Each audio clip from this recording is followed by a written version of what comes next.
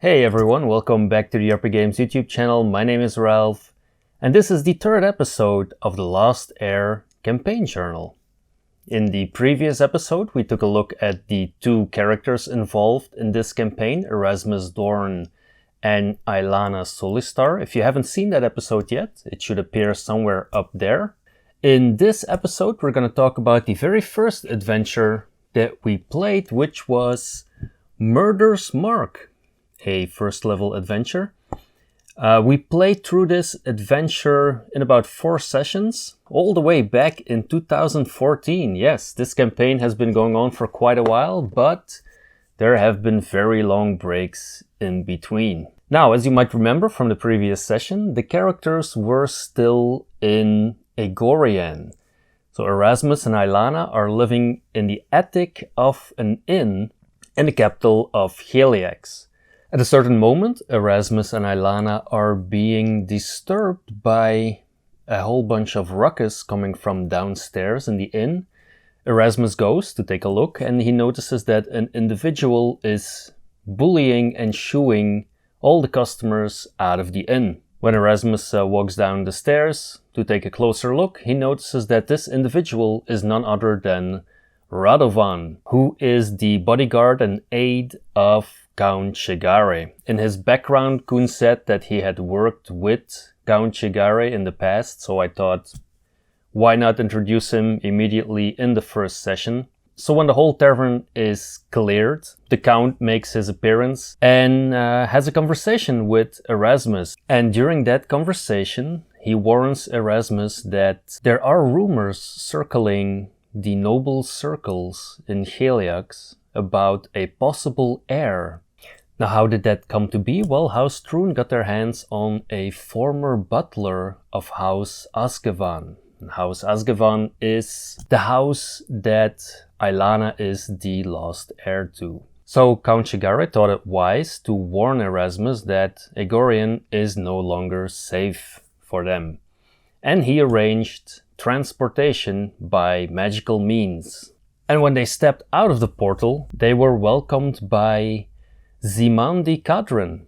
They were in the Kadran Villa in the Alabaster district of Magnimar, so they traveled quite a while through magical means. Zimandi doesn't have any information for them other than that she owed a favor to Count Chigare, so she quickly sends them on their way. They book a boat towards Ilsurian, and that is where Murder's Mark starts, in the fishing village of Ilsurian.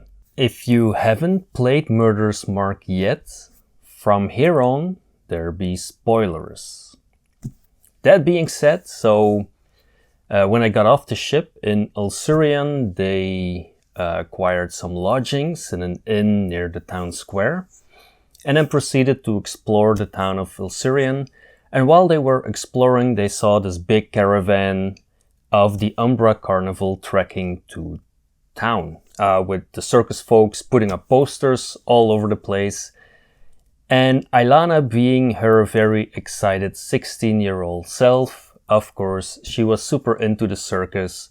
So she made sure to go and watch the parade the next day and then take Erasmus along to play all the games at the Midfair. Now they started with the King of the Carnival event, which is like a strength test pretty much. And I used this opportunity to introduce Borvius Moncello. Now he is a respected businessman in town, but he is also, spoilers, the leader of the Thieves Guild. Meaning he is one of the big bad guys in the story. So he tried this strength test. He tried to make the lion roar, but unfortunately only managed to make the lion meow, which was super funny, although it was clear that the villagers didn't really dare to laugh with him since he was a very respected and important person of the community. After some nudging from Ailana, Erasmus also tried. He was able to make the lion roar, but he wasn't able to become the king of the carnival. After that, the two of them went to see the lovely Madame Mask, and here Ailana rolled incredibly high, was immediately able to detect which item was missing in the attire of Madame Mask, and she won a Varisian scarf in the contest. After that, they went on to see the traveling zoo, where I put an animated skeleton in one of the cages, and after they had performed Detect Undead, they noticed it was an actual undead creature, which had them scratching their head for a while. What on earth, the circus would be doing with an undead creature in captivity. Then they went to see the all-seeing Hajek, and this was a really cool moment in the session because I used the Harrow deck to do an actual reading for both characters, and that was very fun for me as well, since I was flipping the cards, and then I had to come up with some kind of prophecy for both characters.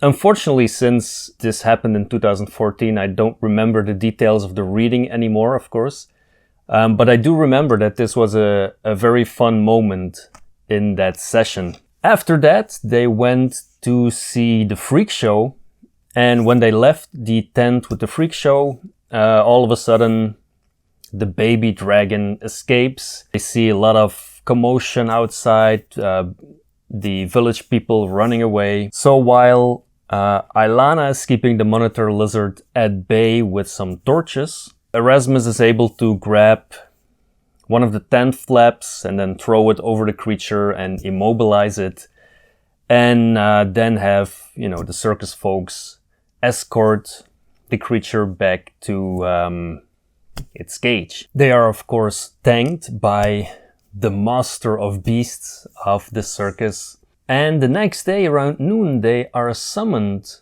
again to the circus to talk to the owner, Almara Delisen. So Almara tells the characters that a murder has taken place. Dun, dun, dun. And of course, the circus is being blamed for the murder. She asks Erasmus if he wants to be her representative in her dealings with the townfolk, since they have a not so positive view of the Varisian population. And since Erasmus is of Chelish descent, she thought it would make sense that he could talk with his own people, so to speak. So the first point on the agenda is heading back to town to talk to Sheriff Feldane.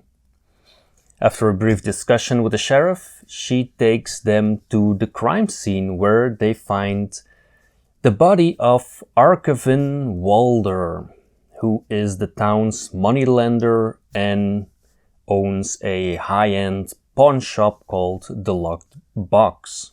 Now this is where the student-mentor relation between Ailana and Erasmus comes to the forefront, because Erasmus asks Ailana to give her impression of the crime scene. Now, of course, Ailana, in this adventure being a Game Master character, I'm not gonna let her spill all the secrets of that scene.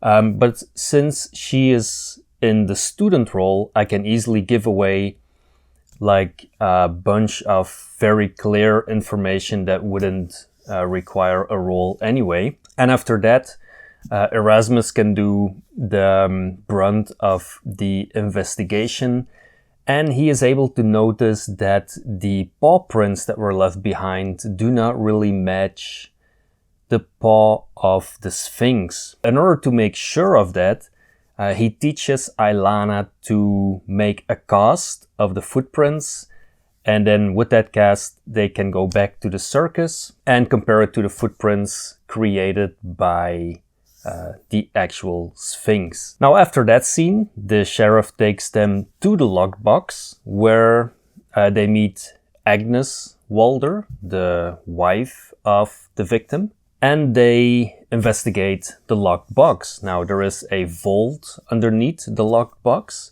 and of course they notice one of the skulks that was responsible for the robbery trying to flee the scene. Now the skulks have this very strong camouflage so that they can be in a room and you cannot really see them. Due to lightning reflexes and some very high initiative rolls on the part of Ilana and Erasmus, they're able to shoot down Zakar before she can get away. Then they discover Rogi, the other skulk, who fell into a pit trap that was created specifically to guard the vault. Now Rogi got injured, he broke his arm falling into the trap. He is being taken out of the trap, he is being escorted back to prison, and there he is being interrogated. Now here in this scene, it shows that Erasmus is not necessarily a goody two-shoes, since in order to get some cooperation and some answers, he does not shy away from manipulating Rogi's broken arm. After that scene, of course, the main suspects of the story are the skulks, and the party has learned that there were 2 more skulks involved in the robbery. So there's a lot of discussion going on to find the tunnels in which the skulks are hiding. Now that is not part of the adventure. So when that happened, I just hit them with the second murder. The next murder victim is the village priestess, Sister Woodmere. Now she has the ability to detect lies, and in her sermons she made clear to everyone in the service that she was going to confront the Sphinx and divine if the Sphinx was actually guilty of the murder of Archivin Walder. Now, of course, the Thieves Guild got wind of that, and so they murdered the priest. And they did so on the carnival grounds. So once again, Ilana and Erasmus are summoned and they can investigate the crime scene once more. Erasmus has some very good rolls. He's able to detect almost all of the clues, again questioning the involvement of the Sphinx more and more. By then the sheriff also arrives and is informed of all his findings, and the sheriff has no other option than to put the circus under quarantine. It is at this point that the characters have their first interactions with Girizana, the Sphinx. And it's also at this point that they find out that the Sphinx is an illusion. Now Erasmus didn't like being lied to by the circus folks at all. He understood the reason, but he felt that if he had to be the representative of the circus, that he should have been told the truth. Now on the way back to Illyrian, they come across a mob who is attacking one of the children that is part of the circus. They were able to solve this without violence. I think there was some shoving involved, but Erasmus and Ilana used their horses pretty much to drive away the townsfolk from the body of the little boy. That brings us to murder number 3. And murder number 3, the victim is Filton Leg, who is the town drunk. Now what on earth does he have to do with anything? Well, he's being used as a trap. So the Thieves Guild has noticed that Ilana and Erasmus are getting a bit closer than they would like, and so they decided to pin the whole thing on Erasmus. So they set up a trap. They left some proof, so to speak, that this was done in a Varisian way. And then there is, of course, the work contract with Borvius Moncello. So Erasmus and Ilana head over to Brighton Manor, where the trap is sprung. And it's made clear that it's actually Borvius who's the big bad guy who set all of this up. During that confrontation, Ilana wants to summon Zura, but this takes a minute, so she flees under the stairs of the mansion, summoning her Eidolon, and that leaves Erasmus to fend off the thugs in the beginning.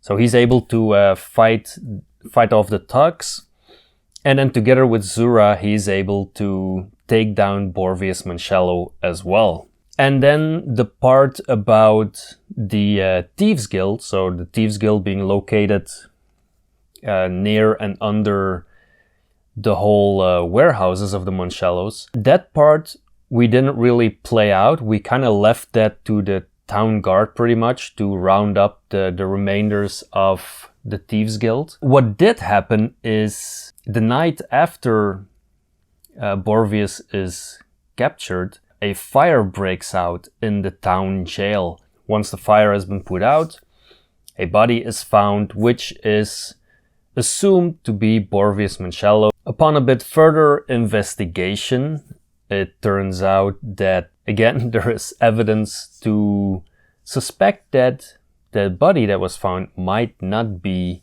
Borvius at all. And in fact, it's not, because Robella, his wife, came back during the night, rescued him, put another body there, set fire to the place, and the two of them fled to return maybe at some future point in the campaign.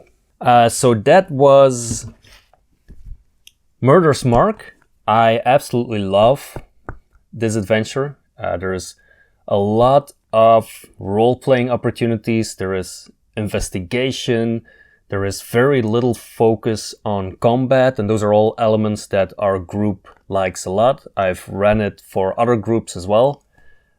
Great fun. If you want to play Murder's Mark, I'll put a link in the description where you can buy it. Full disclosure, that's an affiliate link, so if you buy through that link, I will get a small commission, and with that commission, I can buy new products to review. I'll also put some more links down there, if I can find it, the Harrow deck as well. If you want to play Murder's Mark, there is a couple of resources that you might find interesting. One of them being Varygia, Birthplace of Legends, since the town of Ilsurian is located in Varygia. And another one, which I don't have on hand right now, is Towns of the Inner Sea. And that specifically talks about the town of Ilsurian as well. So that's another great resource. If you're running a party which is of higher level and you still want to use the Umbra Carnival, there is another adventure called The Harrowing, in which they appear as well.